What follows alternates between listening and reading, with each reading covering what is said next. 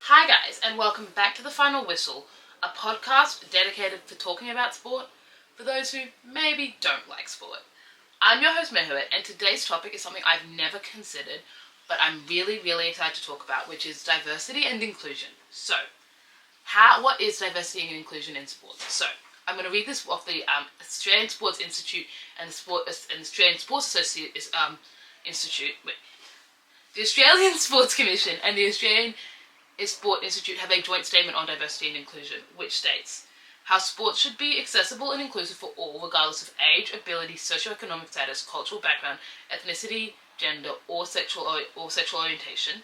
They also encourage resources to encourage diversity and inclusion in sports, as well as they highlight dates where you can be more inclusive of particular communities, which include the International Non-Binary Peoples Day, National Aboriginal and Torres Strait Islander Children's Day, International Youth Day, and Wear It Purple Day. So, why is diversity and inclusion important in sports? So, these include improved creativity and innovation through different strategies that can be seen within different communities. Hypothetically, if a particular diverse community has a different way to create a game plan, you can then use that inclusivity and create that game plan to be inclusive. More opportunities within business and sponsorships. Obviously, brands are obviously very social conscious, so by having a more social conscious team and being more socially conscious and having diversity and inclusion, your brands and sponsorships can be improved, as well as increased community engagement with how communities engage with demographics and being more inclusive, they can garner more community engagement. So, sports products impacted. So that basically how by being more inclusive, what will be impacted? The first one of these is live events, and I think a really good example of how live events can be inclusive and diverse was in the 2023 Australian Open. They had an All Abilities Day with the aim of showing how people with disabilities can enjoy tennis as a fan or as a player, playing either competitively or for fun. They also did showcase matches with differently able-bodied athletes such as Dylan Alcott, and they made inclusivity improvements to the venue, including sensory and quiet rooms for those who get overwhelmed. Improvements on how those who are blind or have low vision can navigate the venue. Improvements on how deaf or hard of hearing can navigate and enjoy the event, as well as improving inclusivity for those who have physical disabilities or are differently abled. And because of this, they saw an increase in attendance for major events, as well as there was more participation in the grassroots hotshots programs for people who have disabilities. Another way which inclusivity and diversity can be really improved which can be influenced and affect is in media and broadcasting. The Australian Institute of Sport reports highlight some facts about female journalists.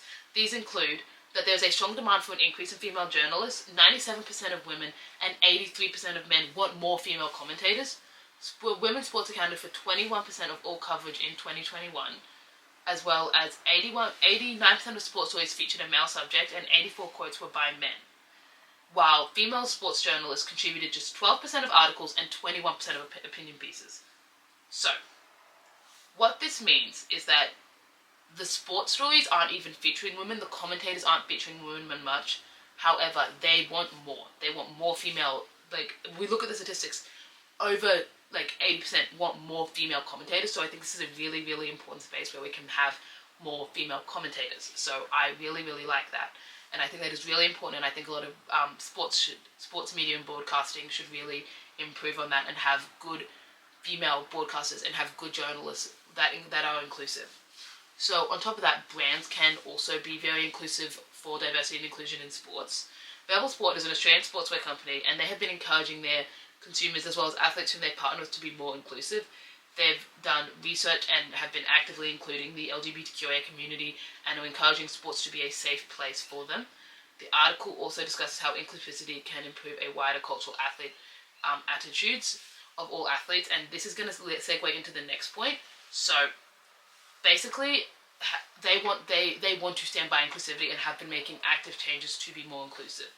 But the reason I even thought of this topic and have been researching is because of a situation that has been going on in the AFL, So in 2025, Adelaide Crows player Isaac Rankine was found to have used a highly offensive slur against a Collingwood player in round 23 of the AFL season. We don't know what the slur was said, but this has garnered a lot of widespread criticism. This is the 6th AFL player in 16 months who has faced a penalty for homophobic language. This particular case drew widespread media attention for the following reaction from the public. Following the comment from Rankine, fans of the Adelaide Crows player booed Collingwood Isaac Quinoa, who was the target of the comment. So basically they started booing someone who was basically the victim of the homophobic comment. That's obviously very disgusting behaviour, and it's not something that should ever be done. On top of that, after the penalty was announced, which I believe it was a 5-game penalty that was dropped to 4, a local radio host said that Isaac Quinoa, again, the person who was targeted in the comment, was responsible for the comment. This is obviously very, very bad, very, very disgusting reactions to someone experiencing a homophobic comment made against them. While these reactions to the comments did receive extensive criticism, the long-term effects of the behaviour is an impact on community engagement in sports. Research conducted by Swinburne University found that young LGBTQIA Australians are increasingly turning away from community sports due to the prevalence of homophobia, queerphobia and discrimination. So, basically, how this turns into is that a lot of them are increasingly turning away from community sports, and it's also influencing how they view. It's just turning away from sports in general, including community sports, due to the prevalence of homophobia, and so it's making it a very inclusive space for those who are in the LGBTQIA community. On top of this, a lot of Adelaide Crows players on social media are not going to be renewing their membership for next year. I don't agree with what this player is saying. I don't agree with how the Adelaide Crows fans have reacted. So those who are in the community or those who are allies are very much like, I don't want to be a part of this. I don't want to be in this sport. And so it's having a really negative impact of brand cohesion of the sport, and it's going to be very interesting how the Adelaide Crows will address this, because they're receiving a lot of widespread criticism. On top of this, the benefits of being inclusive within sports are obviously very important. Sport within social cohesion can improve the community aspect by actively combating discrimination in sports. By being inclusive, you can actively combat discrimination. But I think a big one is the economic benefits. Inclusive sports practices provide financial advantages for organisations. By engaging in wider audiences and having a diverse fan base, clubs and leagues can increase ticket sales, merchandise revenue and digital engagement. Additionally, inclusive policies attract sponsors who value social responsibility, enhancing funding and commercial partnerships. In an era where social content is important to consumers, diversity valued by sponsors builds an authentic learning space for inclusion.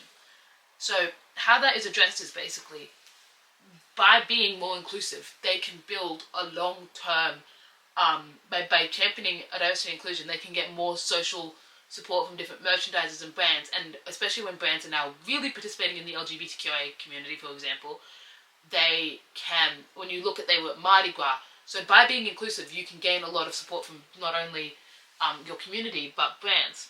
But I think a big risk when this occurs is rainbow tokenism. So rainbow tokenism, or rainbow washing, is basically where when brands are trying to be inclusive, but it's not authentic. If you want to be inclusive, you have to be authentic with it, and you have to include everyone, and have to be inclusive, and have to support and actively champion it and call out behaviour.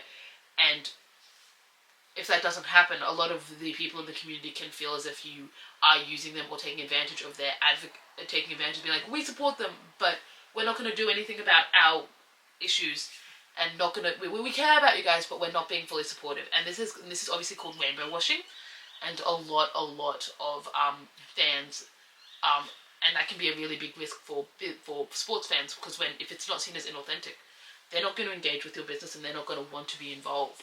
And so I think that is a big risk that people that sports teams or community clubs and aspects don't consider is, you being an ally means you also have to stand up and being supportive of the business.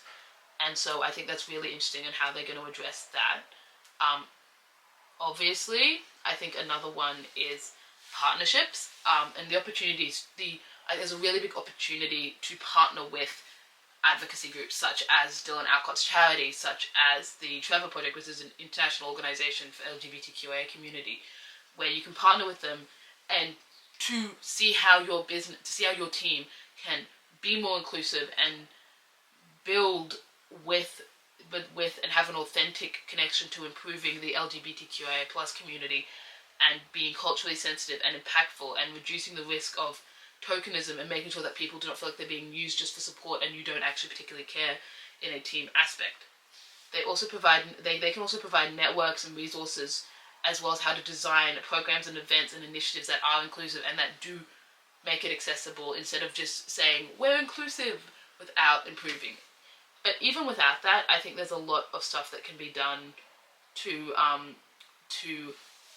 be more inclusive, even if it's just online. And I think this is a big one because I think a lot of people forget it's not just in-person events, it can be online.